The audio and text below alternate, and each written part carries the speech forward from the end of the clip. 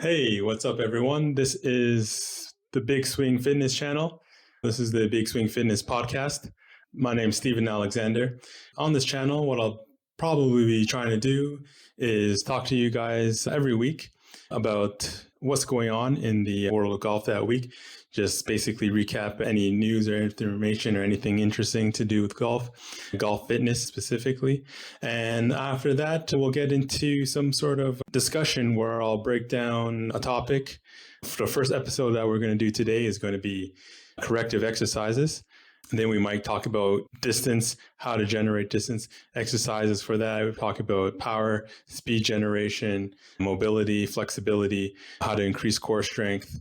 We're pretty much going to do a comprehensive look through over the weeks and months on this channel of just about everything that anybody who plays golf, whether you play recreationally or professionally, that you can do to help your body get to the best shape it can be and get it primed and ready to play golf. If you're like me and you live in Canada, it's been winter and we're just coming into spring now. Courses are opening up and myself are about to get into playing some golf. Hopefully a lot more golf this season compared to other seasons. I hope to share with you my progress as I begin a golf fitness program. Up to now, I've been working mostly on hypertrophy, just going to the gym, lifting heavy, trying to get some mass, try to lose a little bit of weight. I'll probably go through some time, maybe not too much on this discussion about my weight loss journey. Mostly I was overweight kid, overweight adult, and not until about 2020 is when I finally got in my best shape of my life and lost a lot of weight. And I'll go through that, probably not today, but at a lot of the time I'll address that whole weight loss story and my journey to losing that weight on maybe the next video. But for now, let's get into the Masters. It was one hell of a Masters, to be honest. Let's talk about the winner. Let's talk about Jon Rahm and one hell of a win. I mean, my hats off to Jon Rahm coming through in the clutch. There was a lot of surprises there. Brooks gave him a run for his money. What can I say about Brooks? He had a good week. It was good to see him out there. I heard in one of his interviews that he was talking about how it's nice to, he just feels healthy. And that's what's resulting in his confidence and his play. And it just felt great. So, hats off to him. He had a great week. Jon Rahmbo, he closed out though and, won himself his first Masters.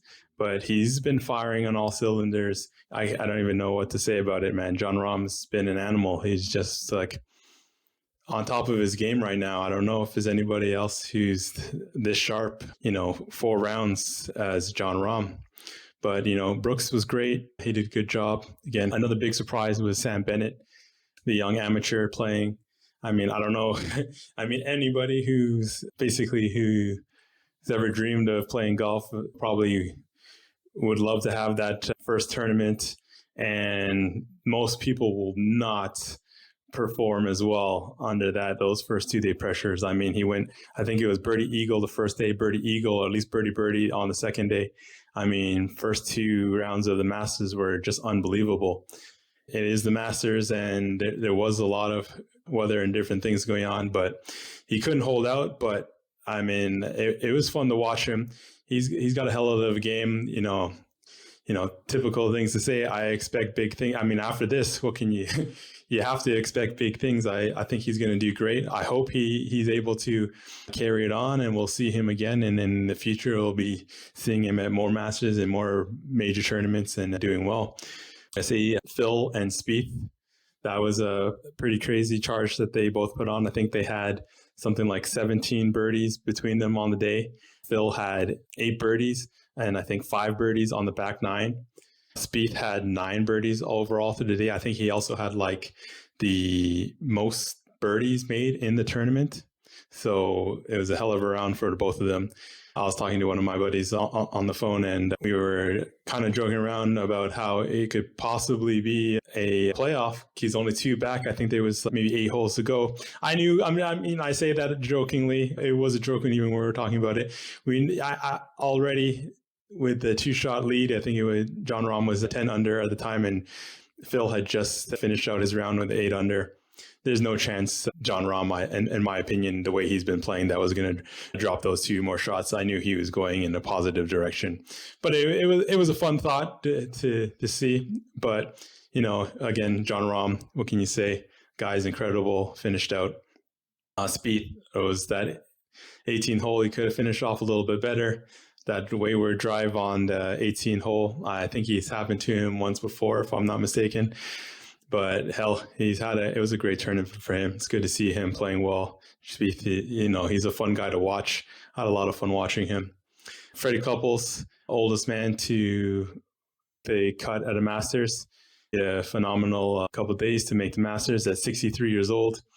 I mean, it's just always nice to see the smoothest swing on tour continue to do it at 63. And then you got Tiger Woods. I mean, I can go on and on and on about Tiger Woods. It was a rough couple of days for him. I mean, anybody who was watching it saw how, the weather must have just been brutal for him. I mean, trees were coming down, rain coming down. I was watching it. I don't even think the TV does justice to just how hard it was raining at some points. And at one point, I mean, it just looked rough for him out there. But I mean, he made the Masters, 23 consecutive Masters cuts. My hat's off to Tiger Woods as always. Tiger Woods, again, obviously, I would probably say Tiger Woods, my favorite golfer of all time. I remember the first time basically when I first got into golf, it was probably like 1996, and I had casually barely watched it. I didn't really know many players. I knew like Jack Nicklaus, heard of Jose Maria Olazabal. And I ended up playing a 9-hole kind of pitch and putt with a couple buddies of mine who kind of initially, that was like my first foray into playing golf. And I don't even remember how terrible I was, but I know for sure I was terrible. But it was my same friend who brought me to golf. He was like, "Oh, so if you're into golf now, there's this young black guy. He's pretty good at golf. And he's starting to tear it up out there." And I was like, "Oh, really? It's dope. I'm going to probably go check him out then." I started watching golf, started watching this guy, young guy, Tiger Woods. And the rest is history. My first Masters, 97 Masters, Tiger Woods again, wins the Masters. I forget how old he was, but man, that was incredible. That started off me and my golf watching journey, at least. I didn't play too much golf after that first round of golf. Again, I was just terrible, and I didn't think of even playing it. And then, I hit the driving range a couple of times just for fun. And then I would say I got into, I initially played a round of golf, my first 18 holes as an adult. I don't even remember how old I was, with a group of friends. And we had played a full 18 and we walked. And again, as I mentioned earlier, I was not a guy who was in shape. I was spending too much time, partying and drinking and all the stuff in my 20s, especially as well. Not that I was ever in shape before that, but I was not in shape in my 20s either. And walking 18 holes in the hot sun was difficult. I barely got through 18 holes. I probably lost like 50 balls. I don't even know. I think I was just like scrounging out of balls out of the trees to finish off the round by the end of it. But it was a good day. I did take probably, I think maybe like 2 years before I got back on a course again, just because I was so beat up after that first 18-row, walking my first 18 holes of golf at that time. But after that, sometime in my mid-20s, I started playing with one of my buddies a lot. And, the rest is history. I'll probably get into that a lot more later on. But that's kind of my first exposure to playing proper 18 holes of golf. And again, why I'm kind of bringing that up is it kind of ties into everything that I want to do now in terms of golf and fitness and the importance of golf and fitness, because you may not want to golf like a professional golfer and train to play golf like a professional golfer in terms of, all the fitness that they might do to get ready. But there is a certain level of fitness that you should try to achieve. if you want to play your best golf. I mean, I'm sure many of you guys out there are like me. You probably need a couple beers to get through the 18th hole just because your body's breaking down already and you're already too tired to in the hot sun, even if you're taking a cart. This the problem with sedentary life, especially if you're somebody who's sitting at a desk. I remember when I spend most of my time at a desk, they try to play a twilight or play around a golf afterwards. I was fine to get through it at that point, but still, by the 18th hole, I was always falling off. I was a little bit sore, a little bit tired. Finishing out around a golf was difficult. So I want to get into the crux of what I'm talking about, which is, fitness for golf. And the first thing I want to do, so basically, like I said, how I'm going to try and get these episodes to be is to basically a general discussion about the week of golf. Maybe down the road, there might be some questions in the comments, and I'll do a little bit of Q&A, go through some of the highlights of the week in the golf world, and maybe anything that's going on in my golf world. I mean, I'm going to be trying to get into different types of things for golf, try to, again, use that. I'll save exactly some of the stuff I want to try and get into for later. Remember to follow me on right now. Just YouTube will be the main thing for these videos, but follow me on Instagram and TikTok, and probably maybe Twitter soon. But for now, probably just TikTok and Instagram. And you'll be able to keep up with anything that I'm doing in the game of golf. I'll probably have, what's in the bag, show what my yardages are, and show the fitness approach that I'm taking to improve my game. Because what this is about using fitness to improve our well-being, as well as using it to get the most out of our golf game and build the endurance and the speed and the power that we need to really hit bombs and really go after it on the course. So without any more delay, I'm going to talk to you a little bit about the main point of this video today, which is corrective exercises. And basically, corrective exercise is an approach to fitness that is to correct any muscle imbalances that you might have. It's to use certain techniques like stretching and foam rolling and golf-specific exercises and stretches mainly to correct muscle imbalances, loosen up some tight tissue and knots that you might have in your muscle, and get the body ready for a more intense fitness training. And for golf itself, a good corrective fitness exercise is something that you could probably do a variation of it and do that right before a round of golf to loosen up and really hit those tight muscles and really prime the body. I think that's really what it is when they talk about corrective exercise. It's really about fixing muscle imbalances and also priming the body, doing certain things to get the body ready for more intense fitness. Let me see, what else did I want to talk to you guys about in terms of corrective exercise? Okay, let's go with some of the main things. Why you should do corrective exercise. I've kind of already hit on some of the reasons why you should do corrective exercise to improve overall physical fitness, prime the body for more intense fitness, correct muscle imbalances. Muscle imbalances are a good thing. If you spend a lot of time sitting at your desk, even just a lot of repeatability, hitting a lot of golf shots, you can create muscle imbalances where you might be, you might have one leg stronger than the other, one leg tighter than the other, one arm looser, stronger, tighter than one another. And it's really about correcting those imbalances and stretching things out, getting the body ready for motion. Specifically, what we'll be doing over all of the videos that I discuss is getting the body in great physical shape for golf and explore all the ways and all the different avenues, all the different modalities to really increase your fitness, to increase your distance, increase your power, increase your speed, prevent back injury. Lower back injury is a huge problem for most golfers, and a good corrective exercise program is really going to limit the potential for lower back injury and lower back pain and lower back strains. So it's really important to do. Some exercises that you can do if you're wondering about it, there's thoracic spine exercises.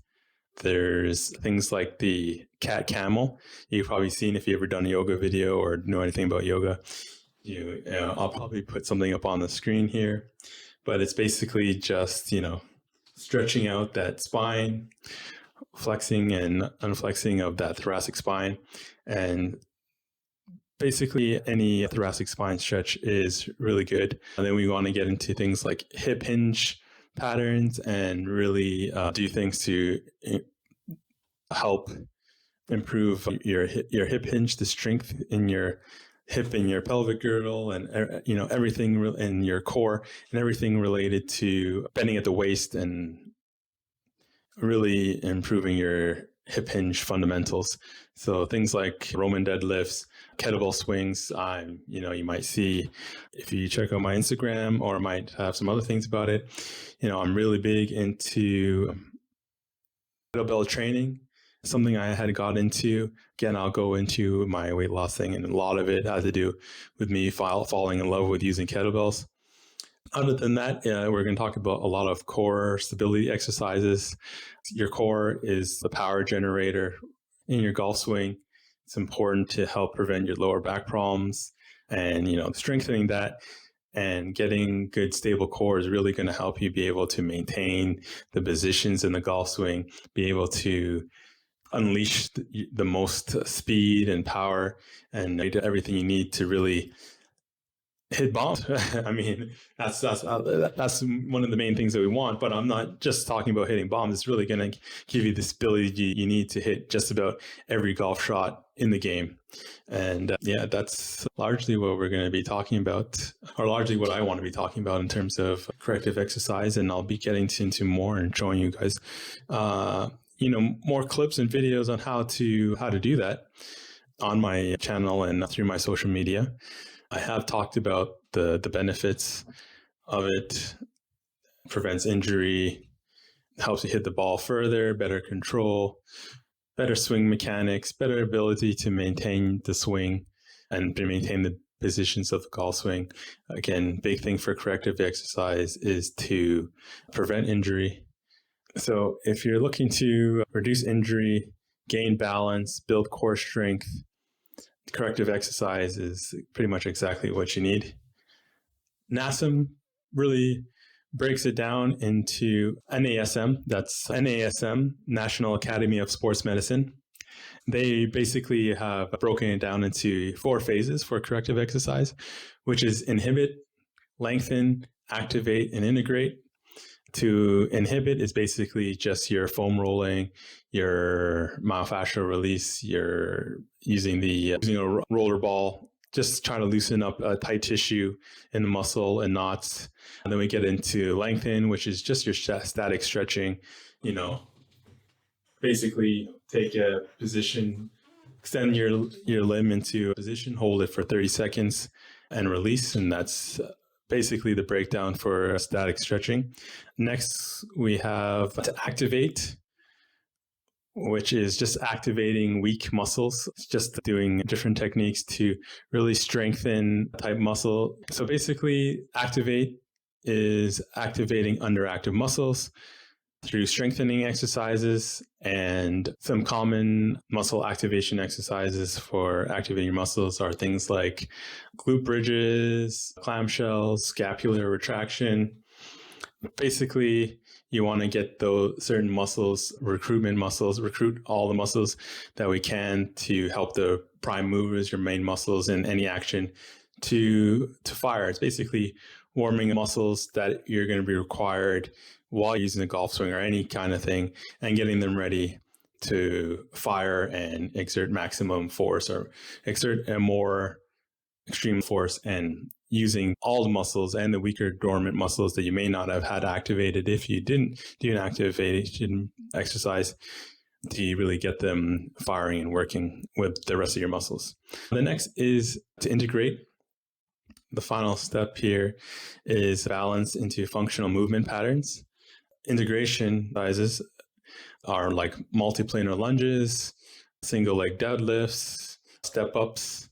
These are all good things for really integrating, again, much like activating, integrating all the muscle groups that you're going to use and doing exercises that incorporate multiple muscles and multiple planes of motion to get the entire body primed and ready for more physical activity. And in a nutshell, that is basically corrective exercise. Again, follow me here. This is just more of, I started off with corrective exercise 1. It is the number one thing you should do for anybody who is just getting into physical fitness. You should definitely start with a corrective exercise program. And you should add a corrective exercise program if you're already working out, just to really prevent injury in anything you do, in any workouts that you do. Specifically, a good corrective exercise program is really important before we get started. And it was a nice, simple explanation. I hope you guys have a better understanding and understand why I'm talking about that first. Again, it was just a nice, simple way to lead into everything and the more exciting exercises and more exciting things to learn about golf fitness. As you see, I'm just getting started on my golf fitness journey. I'm just getting started on this YouTube channel, and let's call it a podcast journey as well. So, stick with me. Hopefully I'll have lots of more interesting stuff to share. Like I said, this will be probably a weekly thing where I can just discuss the golf topics of the week, really break down and explore some different things in golf fitness. I'm going to be diving into all sorts of things in golf fitness. And as I learn and talk to different people and learn more about golf fitness, I'll be bringing everything that I learn about golf and fitness and everything in between and sharing that with you guys here. That is the plan. And I'll be, again, follow along on the social media, see where I can take my game from somebody who's just been, lifting weights, and we'll see how much speed and power, and we'll see. I'm hoping to hit some filthy, nasty bombs this year, and we'll see if we can increase my speed, increase my power, and get the club head speed going, ball speed out there, and, just start ripping it. And that's kind of the hope. I hope to share that with you guys as I progress on that journey and just improve my golf game overall. I hope that this is useful for you guys. Remember, if you like what you see here, you like what you see on social media, I'll probably, just post on social media, different things that you might find might be my routine for the week, and maybe some cheat meals or some nutritional info, or maybe some healthy meal plan ideas. I might just sit down and eat a whole bunch of cookies or something one day as a cheat meal. Seeing my epic cheat meals is something that's exciting for you guys. Let me know in the comments what you would like to see going forward from me. And hopefully we can build this out into something that we all love, we all are interested in. Share with me your golf fitness stories. I'll have a lot more stuff with golf fitness and fitness in general. Again, I got my training certificate as well. So I may in the near future, be also offering some training, maybe virtual personal training, since good chance that not everybody is in the same town as me, but I'll probably be offering some online virtual training. And so if you start to like what you see here and you want to train with me, talk about golf, get in the best shape of your life, I'll certainly do everything to help you reach whatever your fitness goals are. So subscribe if you want to see more. Don't forget to hit me back in the comments for anything that you think would help improve the channel. And it's been great. This is the first ever Big Swing Fitness podcast. One love. Peace out. All much respect to everybody out there. And great job, John Rahm. Hell of a tournament.